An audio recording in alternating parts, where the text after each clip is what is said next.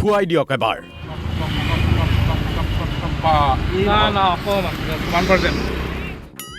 আকৌ এবাৰ।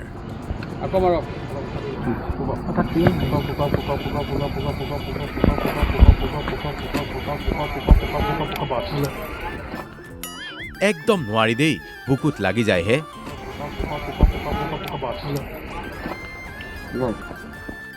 এইজনক দেখিছে, ফুৱাই ফুৱাই বুকুত হাত দিবলগীয়া অৱস্থা হৈছে। ৰ'ব, এইজনে আকৌ সুৰাপান কৰি আহিছে বুলি ভুল নুবুজিব। দেখিছে এইজনৰ কষ্ট কিমান হৈছে, আৰক্ষীৰো বেয়াই লাগি গৈছে বেচেৰাজন।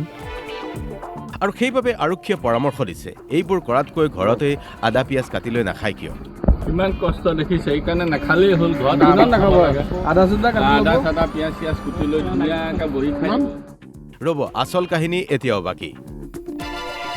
এইজনক চাওক, এইজনে আকৌ ছিট বেল্ট মাৰিবলৈ শিকাই নাই। গাড়ী চাগে বহুদিনৰ পৰাই চলাইছে মানে পিকনিকত অলপমান লগাই আহিছে। কিমান? 1 আঙুল 1.5 আঙুল। কিমান খাইছে? কিমান অকণমান? তথাপি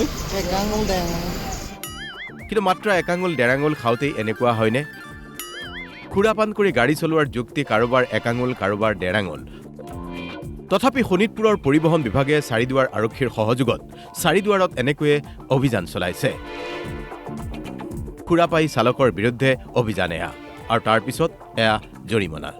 অসম চৰকাৰে গোটেই সমগ্ৰ জিলাতেই ৰাজ্যতেই মানে দুৰ্ঘটনাৰ প্ৰতি লক্ষ্য ৰাখি এইটো ব্যাপক তালাচী আৰম্ভ কৰিছে। তাৰ পৰিপ্ৰেক্ষিতত শোণিতপুৰ জিলা প্ৰশাসনৰ সহযোগত আমি এই অভিযান আৰম্ভ কৰি আছোঁ। কিন্তু যিহেতু ডিচেম্বৰ মাহৰ মানে নৱবৰ্ষৰ পাকখনত এই ৰোডটোত যথেষ্ট মানে আপোনাৰ বনভোজৰ হেৰি হয় আৰু এক্সিডেণ্ট বহু ঘটনা ঘটিছে। তাৰ পৰিপ্ৰেক্ষিতত আমি আজি সপ্তাহজোৰা 20 দিনৰ আগৰ পৰাই এই অভিযান চলাই আছোঁ।